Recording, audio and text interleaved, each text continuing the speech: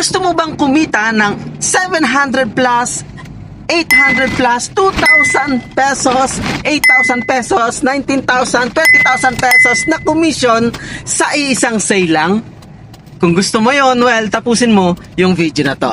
Hi, my name is Kelvin Clint Quinto. At ngayon sa video na to ay pag-usapan natin ang affiliate marketing, kung saan napakarami ng gumagawa ngayon, lalo na sa Lazada, sa Shopee, okay? Lalo na sa TikTok, di ba? Ang dami na nag-affiliate ng mga iba't ibang products. Okay? Ang problema lang ngayon is yung commission mo doon is limited at one time lang, di ba? Minsan nagre-range lang yan ng 5% to 15%. Okay? Affiliate commission.